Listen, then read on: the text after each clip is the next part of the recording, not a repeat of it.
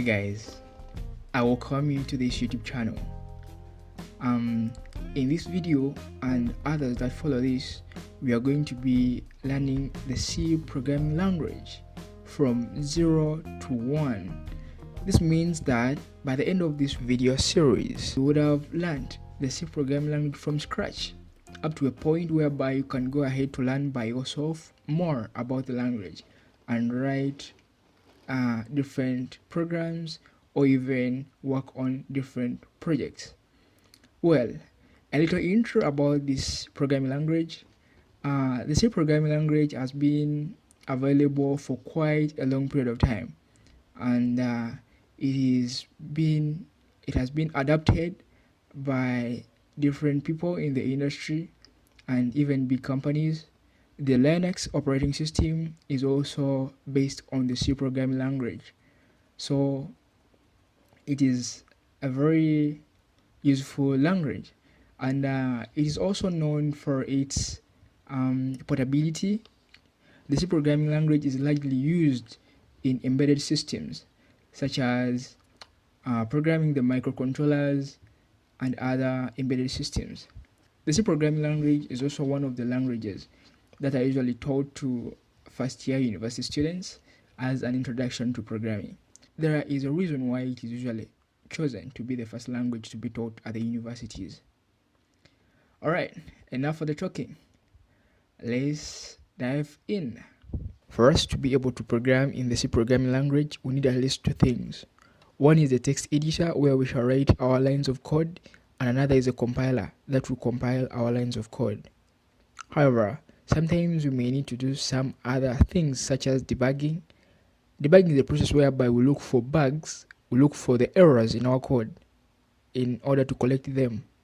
Sometimes you may not be able to look by eyes and see where the problem is, or maybe it could take you a lot of time to figure out where the error is. However, if you use the debugging process, you can be able to find the problems quite fast. So we may need a debugger as well.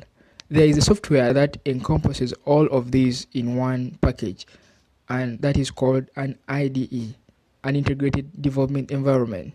There are a number of IDEs for the C language. However, for this video series, we shall be using CodeBlocks. CodeBlocks is an open source project. It's an IDE that is used for a number of languages, C, C++, and even embedded C. The CodeBlocks IDE is free of charge, so you can use it without paying. However, even though it is free, it works pretty well. You could as well try to search on the internet and search for other IDEs and try out and see one which works better for you. At this moment, let's switch to the web browser to download CodeBlocks. Right now, I'm in the Chrome web browser, and I've opened the Bing search engine. We are going to download CodeBlocks. Right here in the search box, we are going to type CodeBlocks, and we shall go to the CodeBlocks site. This is the CodeBlocks. CodeBlocks is an open source project, so it is free. It's a free software, and this is the latest release as of today, 2020 March. How do we download? We shall go to downloads,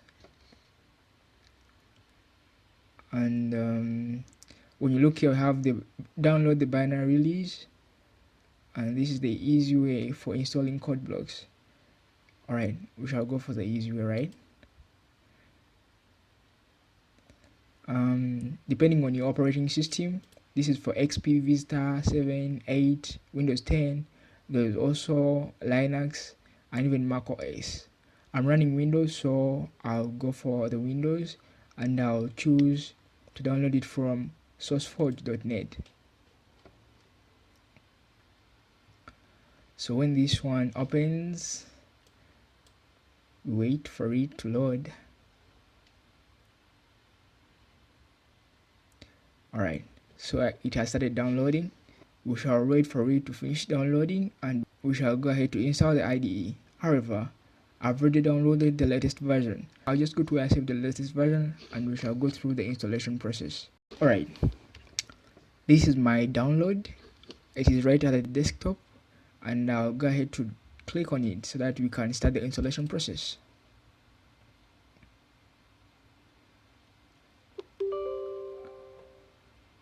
Need to provide administrator privileges.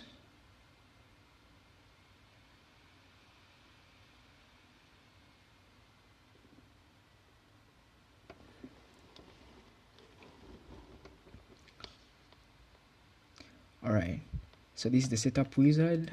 Shall click next. This is the agreement, the GNU agreement. You can read through it before clicking agree. And we shall, for this time, we shall not have to change anything.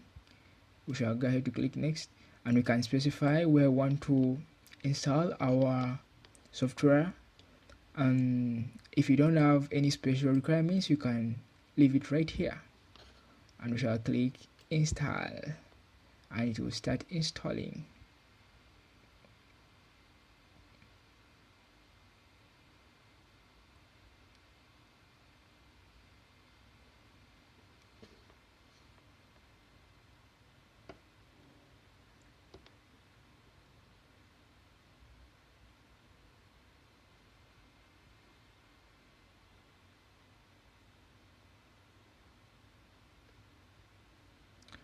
Alright, let me run it right now.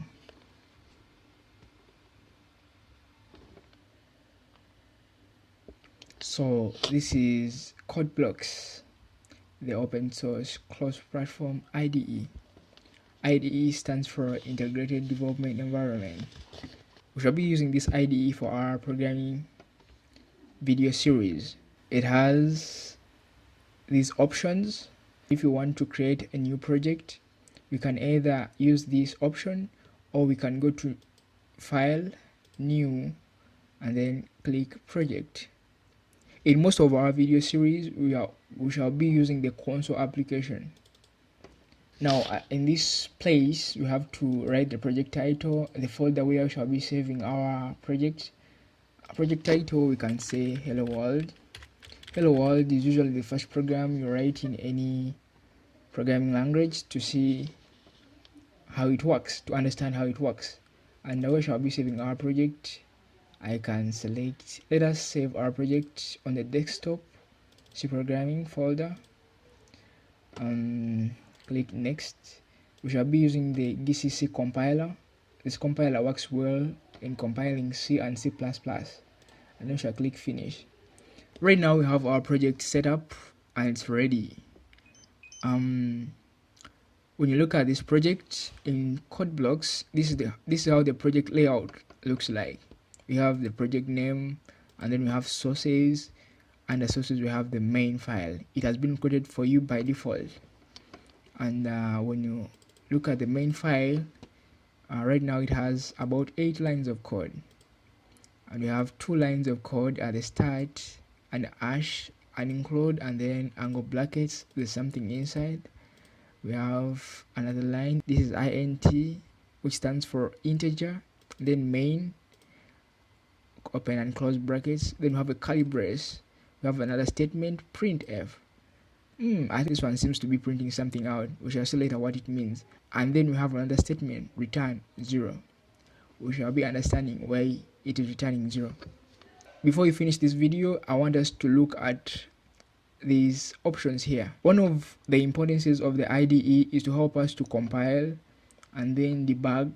Debugging is one of the processes which we make use of when we are searching for errors in our programs and to correct them.